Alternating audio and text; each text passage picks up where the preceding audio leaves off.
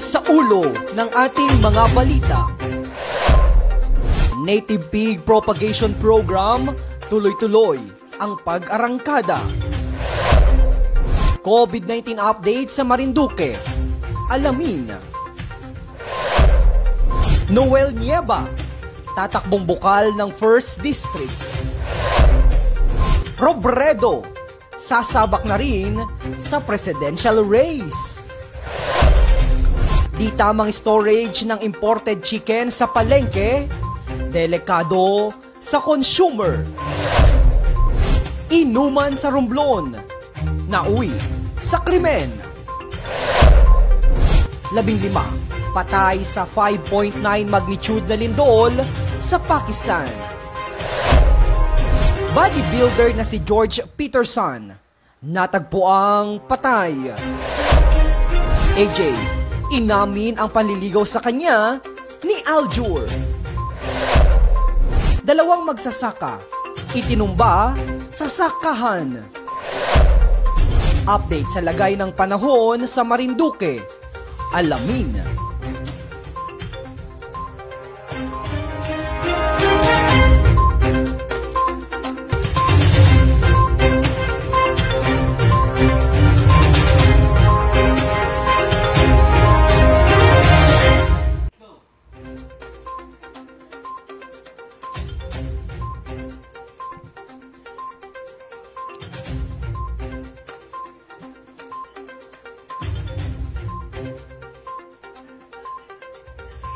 Magandang hapon, Luzon, Visayas at Mindanao, Metro at Mega Manila, mga bayan sa lalawigan ng Marinduque. Unahin natin ang bayan ng Buwak. Magtungo tayo sa bayan ng Mugpog, sundan ang bayan ng Santa Cruz, gayon din ang bayan ng Torrijos. Dumako naman tayo sa bayan ng Buenavista at bayan ng Gasan. Ako po, si Romeo Matac Jr. ng Philippine Information Agency, Marinduque. At ito po ang balitaan sa sentro ng Pilipinas. At sa detalye ng ating mga nagbabagang balita.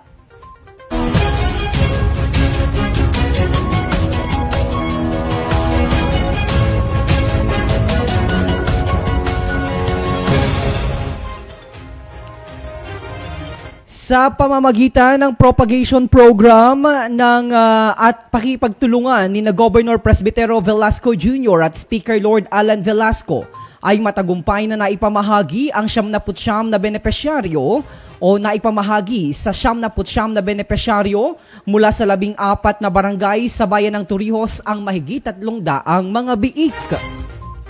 O sabi po dito sa ating salita ay mga bulaw.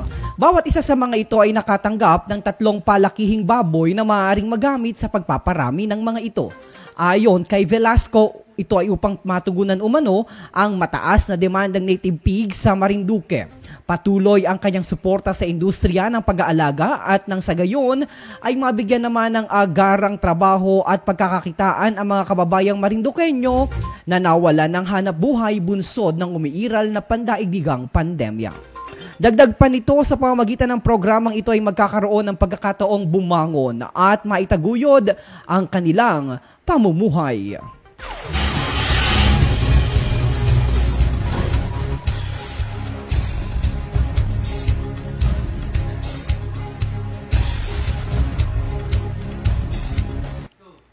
Samantala, dumako po tayo naman sa COVID-19 update sa Marinduque. Walang nadagdag na bagong kaso ng COVID-19 sa lalawigan as of October 6, 2021. Sa pinakahuling monitoring ng Provincial Health Office, mayroong 388 na COVID-19 active cases sa buong probinsya. 29 ang naitala sa bayan ng Santa Cruz, 33 sa bayan ng Torrijos, pinakamarami sa bayan ng Buwak na nagkapagtala ng 150, 28 sa bayan ng Mugpog, 64 sa Gasan, 84 sa bayan naman ng Buenavista. May 2,607 na gumaling mula sa kabuuang 3,135 na tinamaan ng sakit. Wala namang naitalang namatay nitong October 6 mula sa kabuuang 140 na nasawi sa ating lalawigan.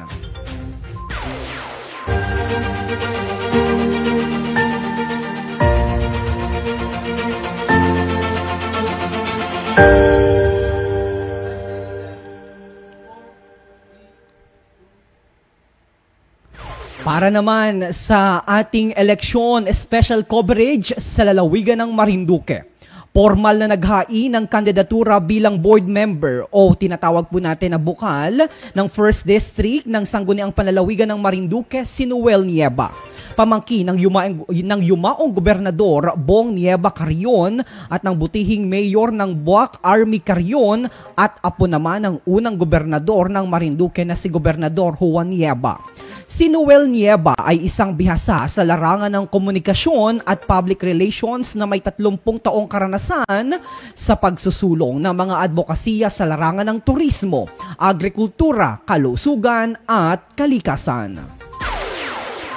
Isa sa mga pinakatanyag niyang kontribusyon sa bansa ay ang Biyahe Tayo ng Department of Tourism, ang kanyang naging sandata sa DOT mula noon hanggang ngayon upang mapalawak ang turismo sa buong Pilipinas kasama na ang lalawigan ng Marinduque.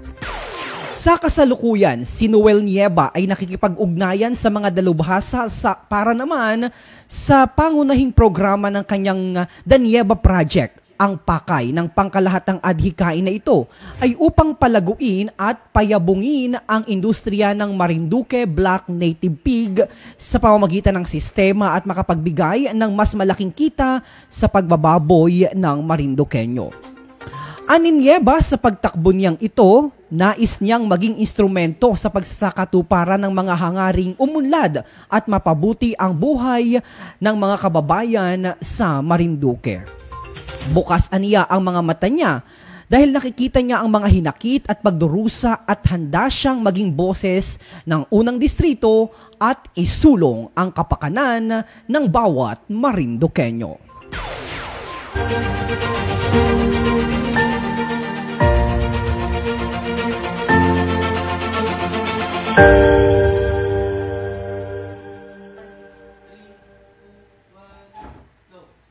Mula sa ating eleksyon special coverage ay dumako na mula po dito sa lokal na balita ay dumako naman po tayo sa atin naman pong eleksyon 2022, the Marinduque News special coverage ng eleksyon 2022.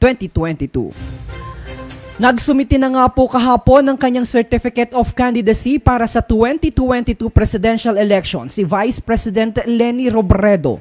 Suot ang pink na ribbon kasama ni Robredo na naghain ng COC sa Comelec, Sofitel Harbor Garden Tent ang dalawang anak nito na sina Tricia at Aika at kanyang abogado na si Romulo Macalintal. Tatakbo po si Robredo bilang independent candidate sa halip na sa ilalim ng Liberal Party.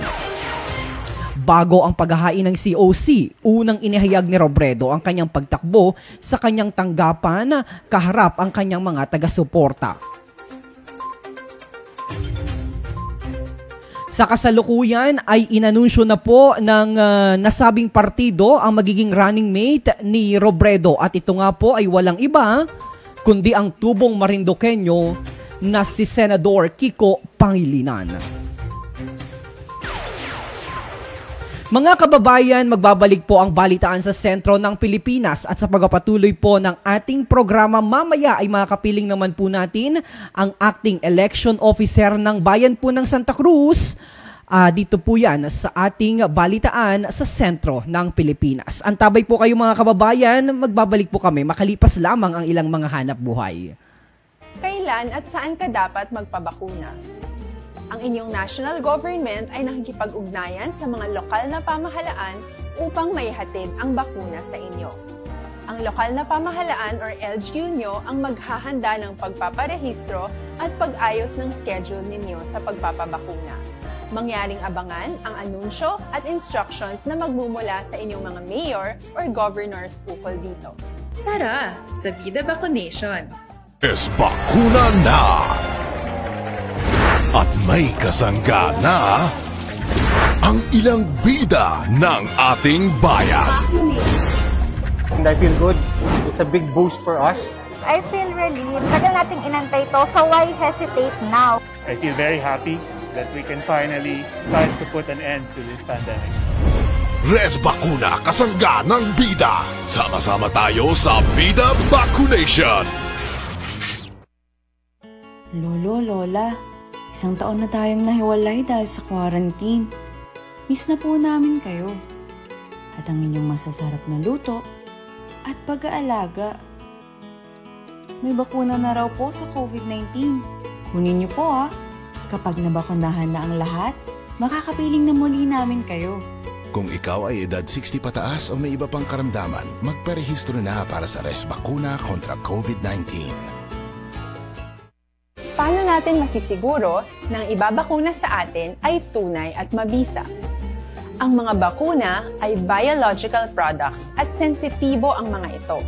Maari lang itong magbigay ng proteksyon sa atin kung sila ay authentic o galing sa totoong manufacturer at kung sila ay naitra-transport o nahahatid mula factory hanggang vaccination site sa tamang temperatura. Hindi pwedeng masyadong mainit o masyadong malamig. Kung hindi, pwedeng masira ang bakuna at hindi na ito magiging epektibo. Bagkus, pwede pa itong makasama sa ating kalusugan. Kaya naman, siguraduhin natin na ang bakunang iyong matatanggap ay nagmula sa lehitimong manufacturers at naihatid sa tamang temperatura. Tara sa Vida Vaccination!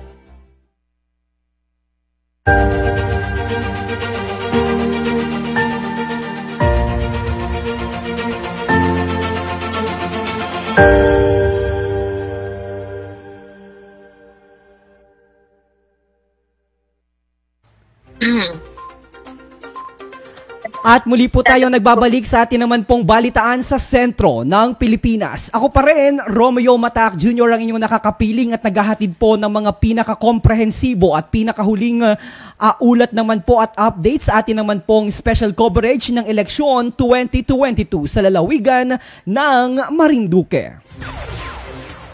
At mga kababayan, sa pagkakataon pong ito ay makakapiling po natin live mula po dyan sa bayan naman ng Santa Cruz via phone patch ang kanila pong acting election officer. Sa katauhan po ng napakasipag na si Miss Veronica Fedelino, magandang hapon at welcome po sa ating balitaan sa sentro ng Pilipinas. Magandang hapon po. Yes, sir. Hello, good afternoon. Opo, naririnig niyo po ba ng maayos, ma'am?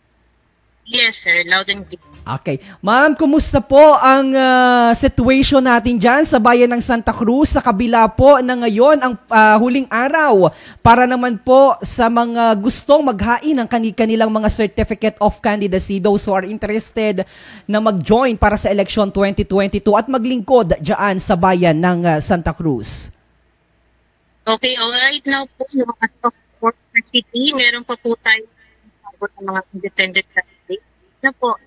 So right now po, meron na kitang total of 36 or nag-file for candidacy. So kasama ng position for Mayor and Sangguniang Bayan. Hello, ma'am.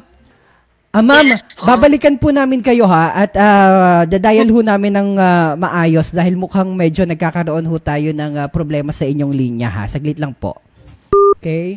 Babalikan lamang po natin si Madam Veronica Fedelino, ang kanilang acting election officer. Tatawagan lamang natin dahil para nagkakaroon tayo ng problema sa kanya namang komunikasyon. Samantala, mga kababayan, kayo po ay patuloy pa rin nakasubaybay at sumusuporta at nanunood sa atin naman pong balitaan sa sentro ng Pilipinas, kung saan nga po ay tayo po ay sabayang sumasayang papawid sa pamagitan naman po ng Lucky 7 Channel 3 sa mga bayan po ng Mugpog, Gasan at Buwak. Kayo din po sa ating social media platform ng Marinduque News Network at Philippine Information Agency. Mga kababayan, babalikan po natin si Miss Veronica Fedelino, ang acting election officer ng Commission on Election ng bayan ng Santa Cruz. Nandiyan na po ba kayo sa linya, ma'am? Yes po, sir. Nandito na. Alright. Mas mainam na po, loud and clear? Yes, sir. Opo. Okay. Ma'am, ngayon po ay kanina po ay sinasabi ninyo yung situation o yung update po dyan. Pakiulit nga po, ma'am.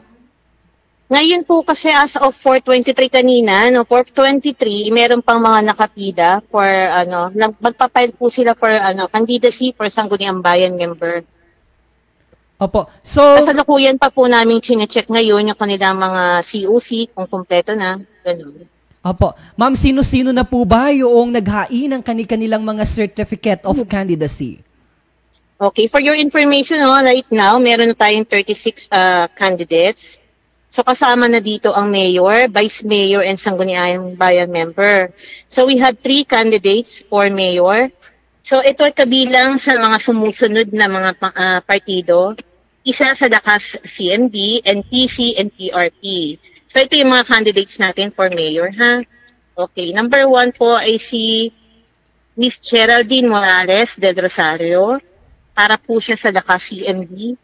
And then Marisa Romasanta Red Martinez for mayor ng National People's Coalition or NPC. And then pinagpile po natin kanina si Doc Tonton Uy or Antonio Dumawig Uy Jr. ng People's Reform Party. So for Vice Mayor naman po, we have 4. Kabilang din po ito doon sa mga sumusunod na sabi ko kanina mga partido, Lakas CMD, NPC, and PRP. Pero meron tayong humabol na independent candidate for Vice Mayor. So ito po sila. For Vice Mayor po ng Lakas CMD, si Mr. Sancho Noblejas de la Rosa. For Vice Mayor po ng National People's Coalition, si Harold Ured. Vice Mayor po ng People's Reform Party, si Ms. Amelia Lailo Aguirre. At yung tinutukoy ko po kanina na independent candidate for my Vice Mayor is Mr. Medwin Rico Hermoso Manuel. For Sangguniang Bayan member, medyo madami to, no? We have 29. So, 7 andito ang galing sa Lakas CND. Isa sa Aksyon Demokratiko, 7 independent candidates, 8 galing sa People's Reform Party, at 6 galing sa National People's Coalition. So, iisa-isahin ko, ha? Sige lang po, ma'am. For National People's Coalition, ito yung mga candidates natin for Sangguniang Bayan member. Si Mr. Edgardo Rodelas Rihano, Crenesa Pastrana Constantino, Rebo Joshua Ramirez Red, Armando Gonzalez Quijano, Dolan Kirby Grimaldo Murillo, Leonora Fernandez Caraan. For Lakas CMD team naman, Joa Merano Morales, Santos Romasanta Valdivieso, Mayolo Pax Milicia, Senon Regio Palmieri, Alexander Brian Dingadi, Norma Haluthot Rico Hermoso, Ibert Oliver Peñaflor Regio. For Aksyon Demokratiko, we have 1, si Mr. Isagani Regio Revilla.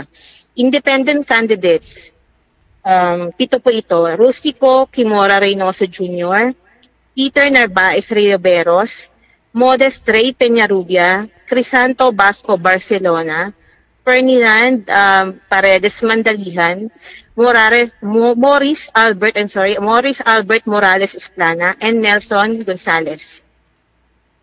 For People's Reform Party, we have Orlando Tanunez, Rickson Milicia Rius, Annalisa Esplana Perilla, Eduardo Ayala Pitit, Randave Orlina Regalia, Armando Murillo Palma, Dennis Franco Rico Hermoso, and Mr. Edwin Tagderica Frente. So right now, meron po tayo naka-line up na, ilang pa ini?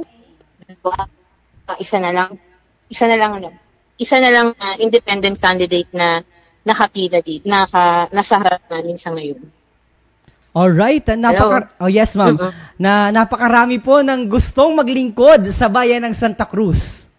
Yes. Opo. Ma'am, ano po ba karami na yung as of nung sinara natin yung voters registration dyan po sa Santa Cruz nung September 30, kung meron po kayong datos na mga boboto naman po dyan sa inyong bayan? So, nung September 23, naka 135 applicants kami noon. So, ine-expect namin na by October 11, medyo hindi pa yan hindi pa ganun kadami yung magpaparehiso ng October 11 to 15. Expect na natin yan kasi alam niyo naman ng mga Pilipino, di ba? So, October, kasi ang extension natin is from October 11 to October 30. So, ito sabihin ko na po sa inyo, sa mga mamayan po ng Santa Cruz, ang ating pong schedule, October 11 to 15 ay gagawin po sa opisina po ng Office of the Election Officer Diyan po sa may ibaba, sa may dating palengke, katabi po ng Municipal Engineering Office. Pero from October 18 to 30, balik po ulit kami sa gym kasi ina-anticipate po natin ang pagdami po ng magpaparehistro. Ano po, kasi last 2 weeks na po yun eh. Yan na po yun talagang, kumbaga, dumadami yung nagpaparehistro. Ini-expect po namin na meron pang hahakutin ulit ng mga magpaparehistro galing sa iba't ibang barangay at saka magpapatransfer din po galing po sa kabila. Alright. Nako, maraming salamat po, Ma'am Veronica. Maraming salamat din po. Baka meron pa po, Ma'am, maliwanag po ito, ano?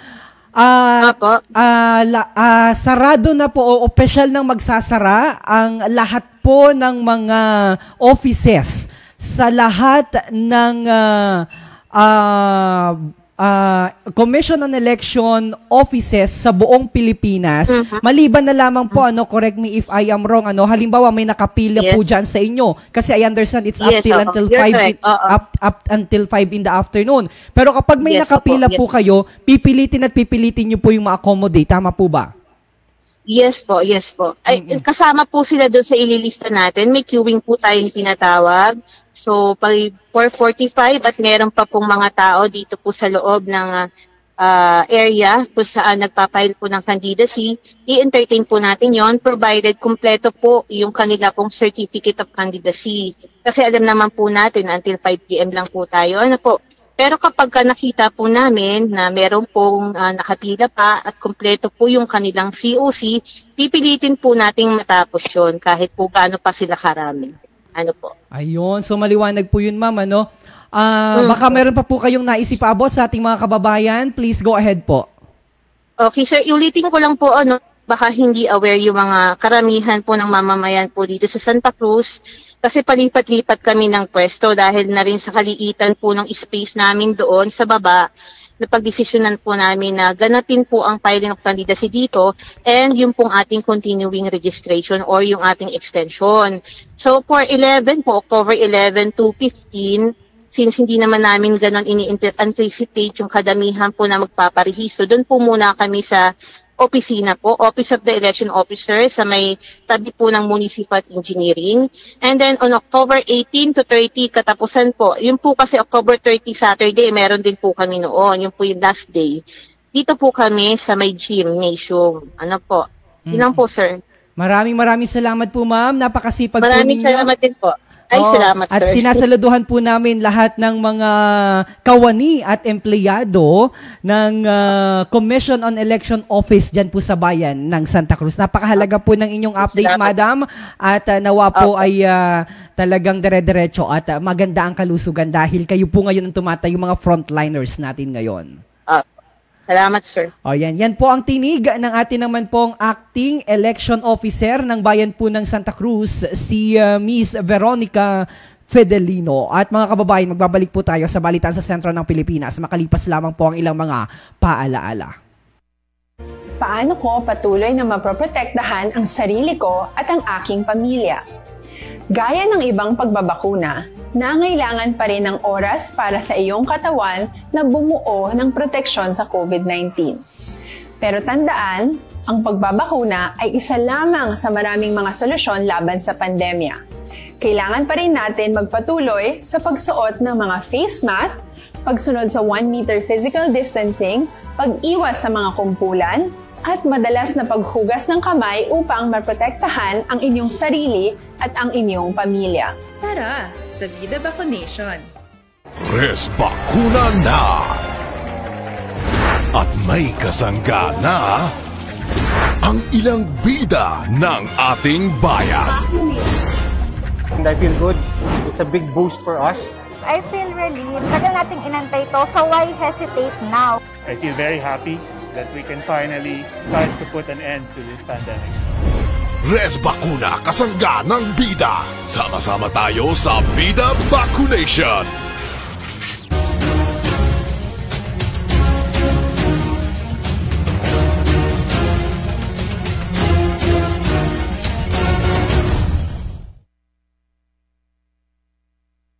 Samantala, nagpapatuloy po tayo sa ating namang balitaan sa sentro ng Pilipinas.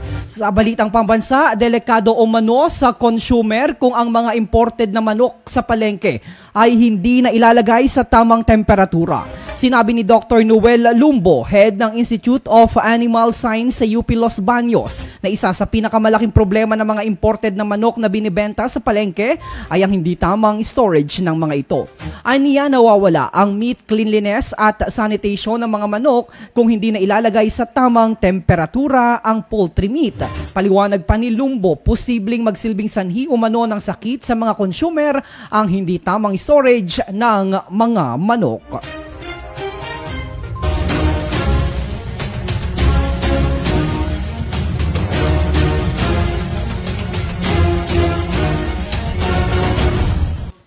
At sa atin namang balita sa Mimaropa, nauwi sa karumaldumal na krimen ang masayasanang inuman sa Sitio Agtinga, Barangay Camili kagabi, October, ito pong nakaraang araw, matapos pagsasaksakin ng isang lalaki ang kainuman nito. Kinilala ang biktima na si Yolito Guyo Gabriel, 51 anyos, magsasaka, habang ang sospek ay kinilalang si Eli Salvio Gabat Jr., isang laborer. Ayon sa Alcantara Municipal Police Station, bandang alas 10 kagabi nitong nakaraang araw, habang nagiinuman umano ang dalawa, ay nagkaroon ng pagtatalo sa dalawa at ito ay nagkasugatan. Ilang minuto pa ang nakalipas at biglang bumunot ng kutsilyo si Gabat at pinagsasaksak ang biktimang si Gabriel. Agad na tumakas ang suspect matapos ang krimen, habang ang biktima ay sinubukan ng mga residente ng Sitio San Don Modesto Formelesa Senior Memorial Hospital sa Look, ngunit idineklara itong dead on arrival. Naglunsad na ng manhunt operation ang kapulisan laban sa suspect para sa ikauhuli nito. Maharap ang suspect sa kasong murderer.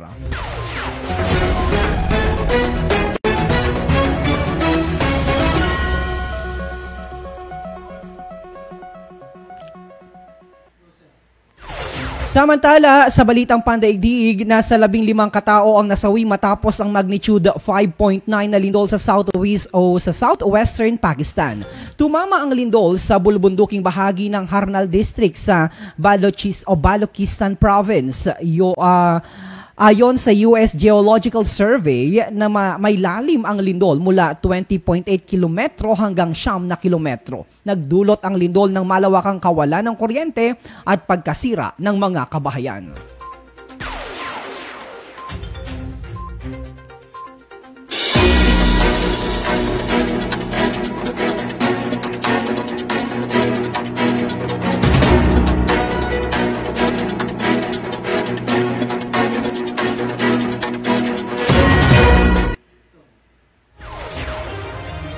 Samantala sa balitang sports, natagpuang patay ang kilalang bodybuilder na si George Peterson. Ayon sa kampo nito, nasa Orlando ang 37 anyos na si Peterson, o kilala din bilang si The Bull, nang matagpuang patay ito. Nakatakda kasi itong sumabak sa Mr. Olympia competition. Hindi naman binanggit ng kampo nito ang sanhi ng kamatayan ni Peterson. Kinilala sa mundo ang bodybuilding si Peterson na sumasali sa iba't ibang kompetisyon sa buong mundo. Nagwagi ito ng Classic PC competition sa 2019 Arnold Classic noong 2019. Mga kababayan, may mga mahalagang patalastas at paalala lamang po ang Department of Health. Narito po yon, mga kababayan. Kailan at saan ka dapat magpabakuna? Ang inyong national government ay nakikipag-ugnayan sa mga lokal na pamahalaan upang maihatid ang bakuna sa inyo. Ang lokal na pamahalaan or LGU nyo ang maghahanda ng pagpaparehistro at pag-ayos ng schedule ninyo sa pagpapabakuna. Mangyaring abangan ang anunsyo at instructions na magmumula sa inyong mga mayor or governors ukol dito. Tara, sa Vida Vacunation!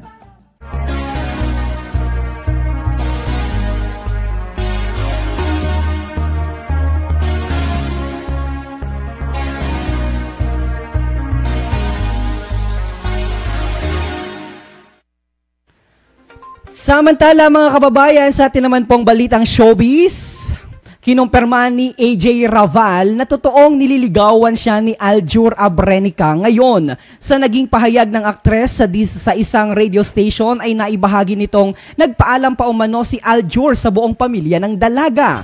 Matatandaan nitong Hunyo lamang ay napabalitang nagkahiwalay na si Aljur at ang asawang si Kyle Padilla. Napag-usapan naman daw ni na AJ at Aljur ang tungkol dito. Kung sakaling magiging opisyal na magkasintahan sina AJ at Aljur, ay wala na raw pakialam ang dalaga sa mga sasabihin ng tao tungkol sa kanilang relasyon.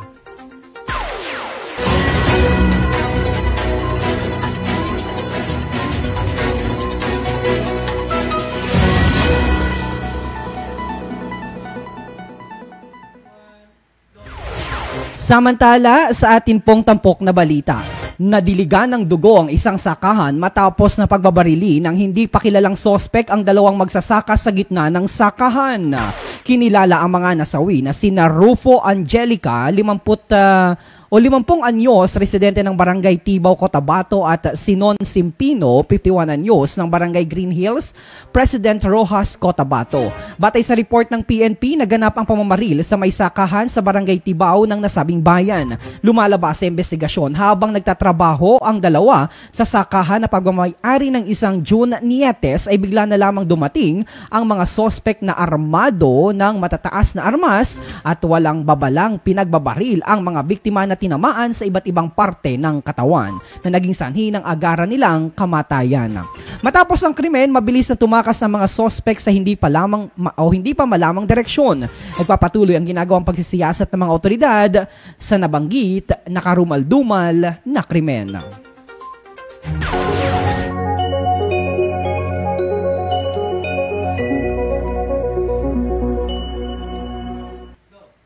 Para naman po sa lagay ng panahon dito sa lalawigan ng Marinduque at sa buong Mimaropa. Maulap na kalangitan na may kalat-kalat na mga pag-ulan at pagkidlat-pagkulog ang inaasahan sa Kabikulan at Northern Samar.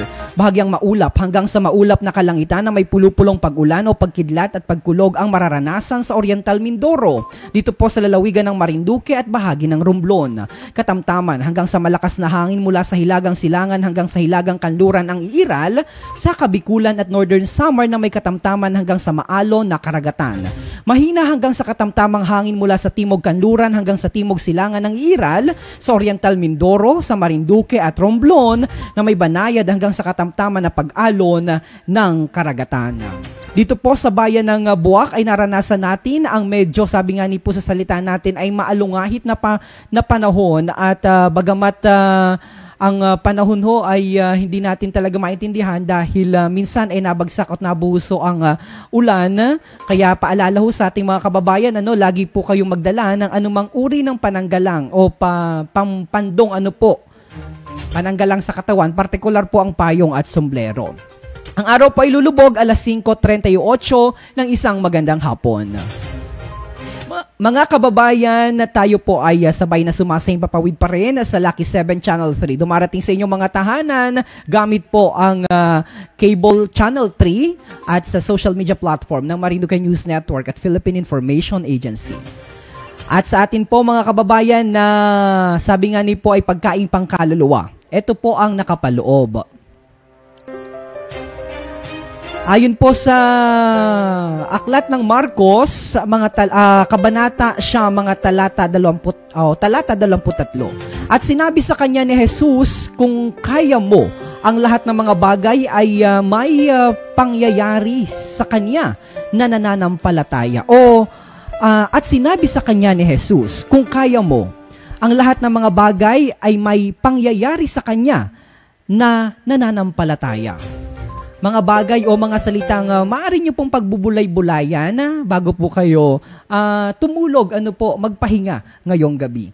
At nakalipas na naman po ang ating isang linggo kung saan ay nagsama-sama po tayo dito sa ating balitaan sa sentro ng Pilipinas. Magkarinigan at magkapanooran po muli tayo sa kaparehas na oras at timpilan. Dito lamang po yan sa Marinduque News Network sa ating programang balitaan sa sentro ng Pilipinas. Tumutok po kayo at umantabay dahil araw-araw po tayo nagbibigay at oras-oras po tayo naghahatid ng mga pinakahuling kaganapan ng atin naman pong special coverage ng eleksyon 2022. Ako po si Romeo Mata Mac Jr. ang inyong naging tagapagbalita. Kasama po ang aming kasamang anchor na si Adrian Rosales. Sa bahagi po ng technical ay nakapiling natin si Direk Mark Cesar Ola at si Mr. Santino Latorena. Nandiyan naman po sa bahagi ng produksyon si Mr. Jopit Lumagbas at kasama ko po sa Philippine Information Agency Marinduque si Mr. Maki Nardo. Magkakitaan at magkarinigan po tayo sa darating na Lunes sa kaparehas po na oras at himpilan. God bless everyone. Mabuhay ang Marinduqueño sa bawat